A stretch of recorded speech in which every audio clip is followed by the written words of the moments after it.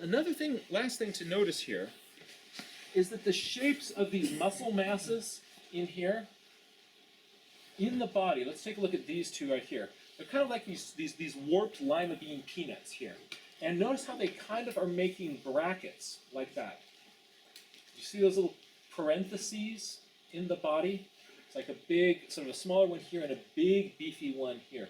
And look at why they take that shape. But I always remember parentheses on the body helps me kind of remember generally what these muscle masses are going to be doing. And we'll see in a little bit later in the talk why these are making those brackets like that. One last little thing, I'm going to throw in some guidelines to help me draw the antlers. One of the biggest problems with drawing antlers is that because they are so cool, we respond to that by drawing them really big. Anything that's cool, like a hawk's beak. Oh, there I go with words again. All right. We go, oh, wow, that's really neat. And we respond to it by drawing it too big. So what I'm going to do is just throw in a little bounding box to say, oh, hey, this is the approximate size when I'm just looking at roughly how big are the mass of the antlers.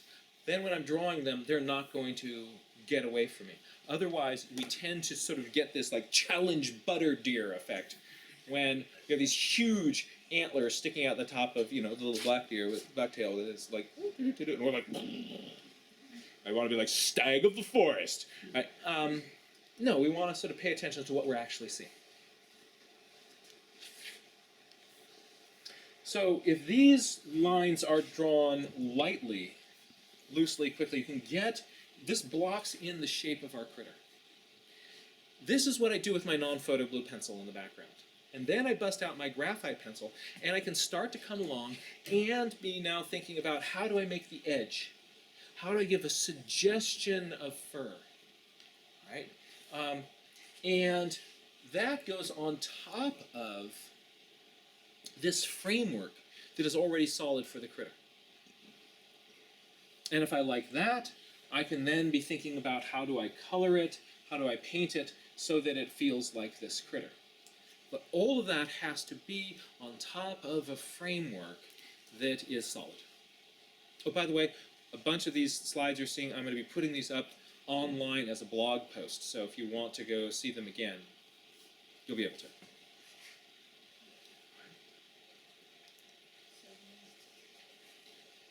Let's take a look at a different kind of a critter. So totally different body proportions here. Take a look at what the shape of its body box would be. So from across the back, down to the ground in the front, down to the ground in the back. And the shoulders, so here. And how far down that is the belly? So that's thinking proportions. That's thinking proportions.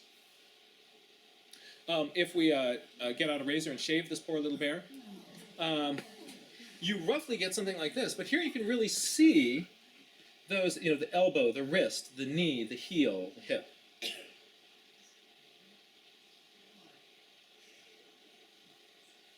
I think this was a bear with some sort of a skin condition.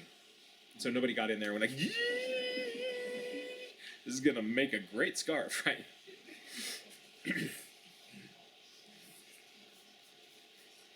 But let's look at sort of what the initial lines would be for something like this, right? So very quickly, again, I start just with, an action line for the back and sort of imagining the energy through that spine. And then I throw in a proportion box. How high off the ground is it? How long is it?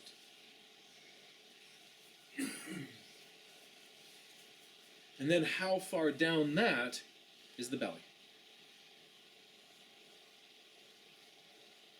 This just solves tons of proportion problems for me. It is so easy to get drawing this thing, and when you're not really paying attention to how long are those legs. So this is the point in the drawing where you're going, how long are those legs? You go, oh, they're that long. I get this down there, my drawing is going to have legs that are the right length. If I just get in there and start drawing fur, I'm going to draw a bear with dog legs. Because it's hard to believe how short the leg part is that is sticking out down here. All right? So then the same sort of thing, I'm going to drop in a head, paying attention to how far that is, and give it a little snout.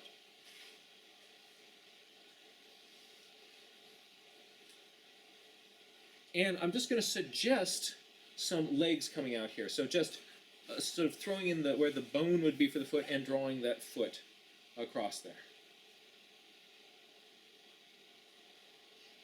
Notice again that the legs are not attaching to the corners of the boxes. Right? They're going to be coming somewhere interior to that. So your leg doesn't go straight up to that corner from the outside like a table.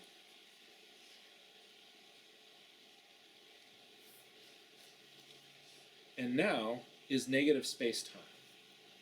The space between these legs and the shape that is made by that is a very powerful, useful shape.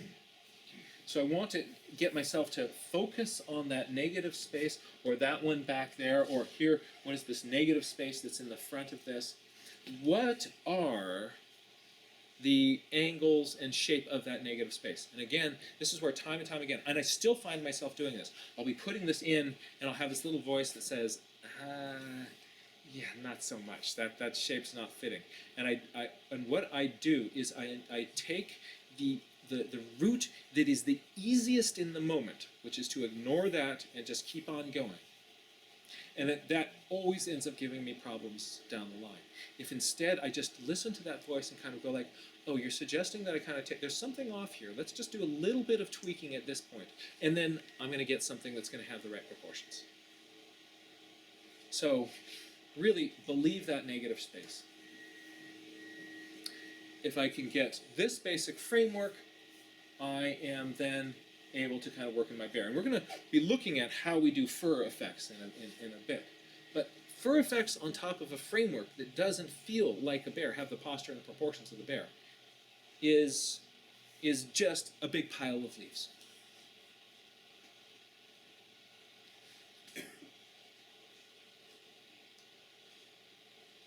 But if you have a solid framework, then you can go ahead and start thinking about how do you draw the hair on top of that? How do you go about drawing fur? So let's take a look at that now. All right. My number one big suggestion for drawing fur is very similar to my advice for drawing trees. Right? When I teach people how to draw trees, I tell them, do not draw the leaves. For drawing mammals with fur, you want to draw fur, don't draw the hair. Don't draw the hair. What? No. Don't draw the hair. From this distance, you think you're seeing hair? You're not seeing the hair. You're seeing the pelt. You're seeing the mass of fur. What you see are the cracks between big clumps of fur. Even when you're looking out here on the edges, you're not seeing a hair there. You're seeing a clump of hair. Right? This is what you want to go for. You want to see the masses, the cracks of fur. Right? And that's what you draw.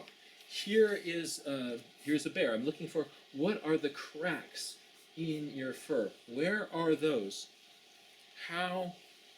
That's what I'm actually seeing at this distance. At this distance, and you think of like the width of your pencil doing a drawing like this. If you were to draw a hair, right, that would end up being something the size of a stick like that, right, on the side of the body. Like, here, I'm going to draw the hair. Like, what, is it a porcupine? Right? No. So you're not drawing the hair. You're drawing these cracks between the fur. And then in a few places around the edge, you're going to give it a subtle suggestion of hairiness in a few places, not everywhere, a few places, especially where you come around a corner. And there are some places with particularly long hair, like behind the leg here, down here on the belly, and right here in the chest, where you can kind of get a really good sense of that furriness. But it's those cracks in the fur that make something feel like a pelt. May I borrow somebody's notebook again? Yeah. Sure, perfect. One of my favorite, I would say not one of my absolute, hands down, no holds barred, favorite illustrator in the whole wide world, a guy named William D. Barry. Amazing, amazing illustrator of mammals. His mammal drawings, they walk off the page. If you want to get a really inspiring book, get his collection of Alaskan field sketches. He's made over a series of years visiting a site in Alaska. And it's almost all pencil sketches. And they just lope off the page. You open the page of the book and you've got little bears and little caribou all of a sudden running all over your room. They just come alive. And what I do is I've tried to learn from his sketches. I say, what is it about that is working the way? And I'll show you one really cool trick that I learned from looking at his sketches. And I end up using this a lot. So I call these bilberry lines. So here's the bilberry line. Let's say I've got part of, can this be seen in the back? All right. So here's part of the back of a critter. Normally what a lot of people do, if they want to sort of suggest that this is hairy, they will kind of flick out like this, right? See, look, it's hairy. I'm drawing hairs flicking out, right? But again, from this distance, you cannot see hairs. You can see the cracks.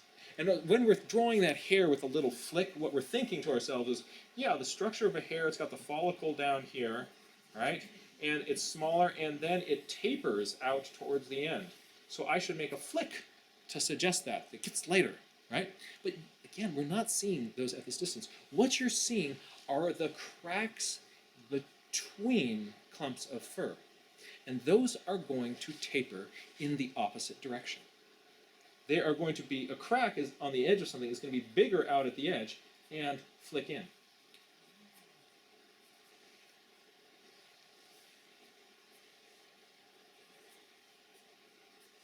So if I have something that is bigger out at the edge and flicks in, that can suggest more of the sense of a crack in the fur. So I'll show you some examples of bilberry lines in a bit. Thank you.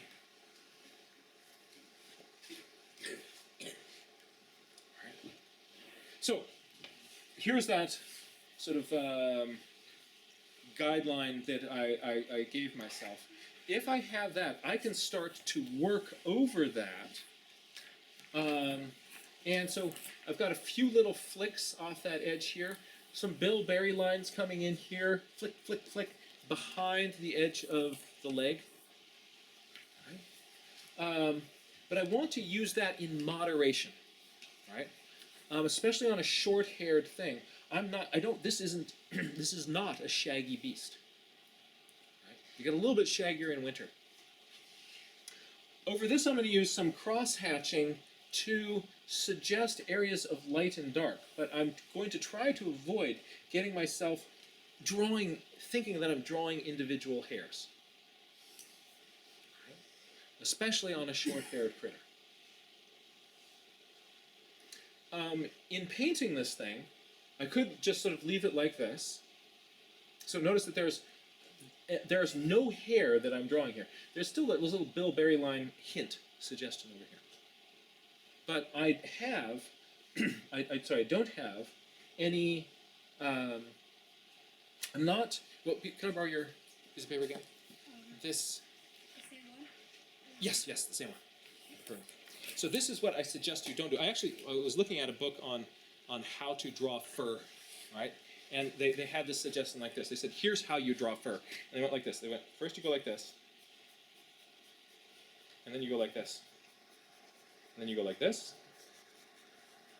And then you cover the entire animal. Please don't do that. I really don't think that you get this thing that it looks like this sort of bristle carpet thing. Like fake lawn put all over your beastie. And it doesn't end up looking like the pelt of the critter. Here what I did is I then came across, I put just a wash of shadow. All right, so this was just a purplish gray mixture.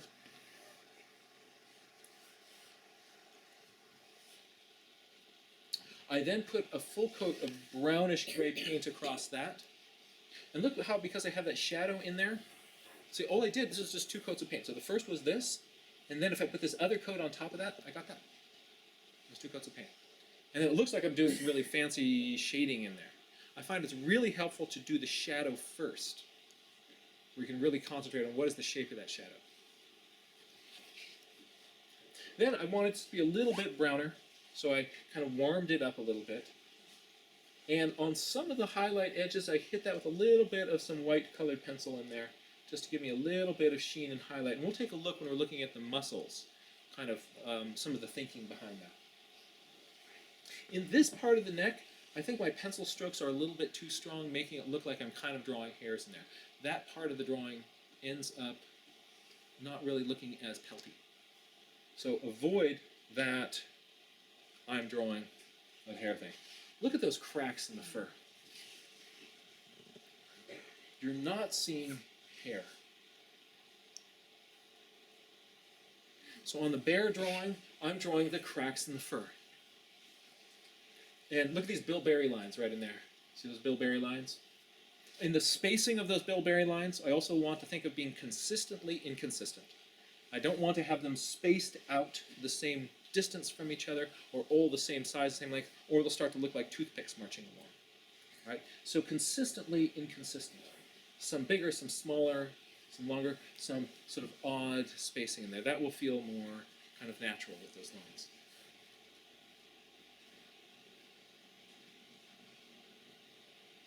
With this one, it's a black bear, so I'm going to paint the thing black.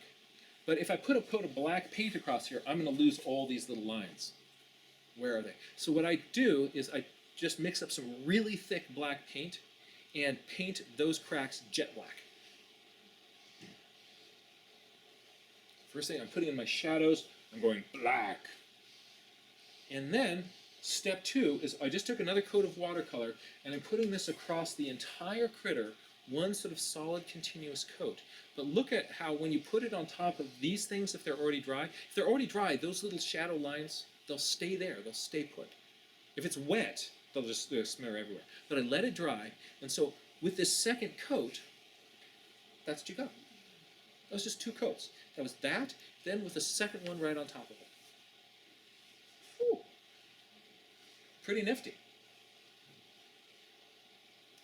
I could have stopped there. I decided to push it a little bit further. I wanted more sort of deeper shadows in some of the lower parts of this bear, some on the legs. So I put in some more shadows. Then I'm thinking, now I'm kind of losing some of my darker cracks. So I came back and strengthened those a little bit. I fanned the tip of my brush out and kind of made some little flicks. So each brush stroke made multiple little cracks.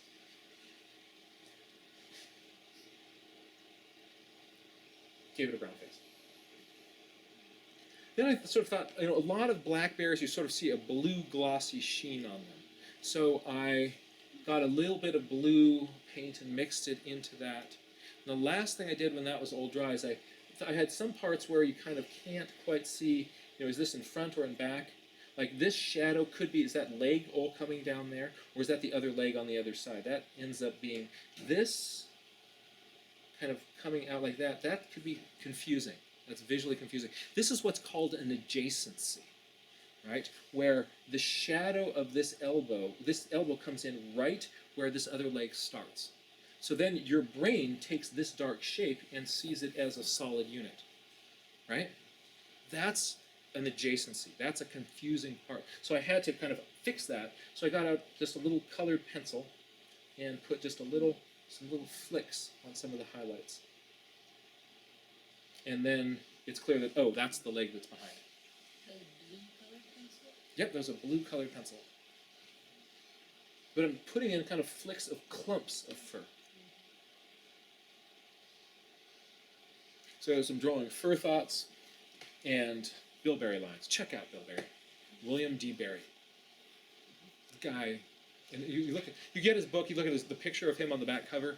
You look like this guy, he looked kind.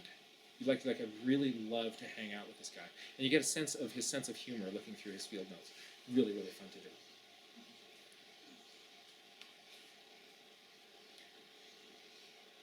So wonder what all the jays have found.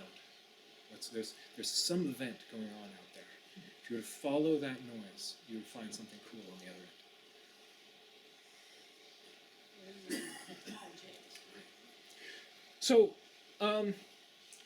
let's take a little bit, actually at this point, does anybody have any questions? Any additional questions? So we've looked at kind of a way of kind of getting in the posture, the proportions, the general framework of something. We've looked at some techniques on thinking about fur. Now we're going to go a little bit further. We're going to look under the hood. Right? What we're going to do is we are going to look at a very fine-tuned level, what is happening with a few of the major, most important, big muscles on the body of the critter. And for this, everybody gets a worksheet. All right. Pax, can you help me pass these out? Thanks. I'll start at the back, you start at the front. So what we're going to do is we are going to... Here we go.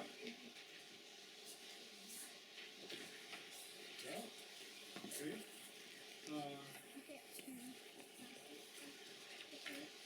I am going to project a skeleton, and we are going to put onto it the most important, biggest muscles. You don't have to learn every muscle in the body. Instead, there are a few critical ones that make very big, significant patterns on the side of the body of your critter. Oh yeah, that one doesn't work very well. We'll go, yes. All right. And what we're going to do is add those muscles onto our drawing. So if you have some colored pencils, this is a fun time to get out sort of a maroony brown one for adding in muscles. Here are the bones underneath the body of the bear. If you are thinking about kind of quickly getting a sketch of the locations of bones, I will sometimes make a little sketch like this, just where my shoulder blade is to elbow to wrist. Right? That's kind of a shorthand way for quickly kind of marking in on a drawing what some of your bones are doing. And that's good for when you're initially thinking, which way do these limbs bend? And also, remember we talked about the front legs being straight? That is straight between the elbow and the wrist on those ungulates. But usually you'll find the upper arm kind of tilting back at an angle like this. So, and that's also why then the leg is coming out further back from the corner of the buttocks. If you are starting to look at muscles, though, you can get much more sophisticated than this. Right? So if muscles feels overwhelming to you, I would just sort of think of legs this way. Here's what my bones are doing. But if you're ready to bust into a little bit of muscles, you can take this critter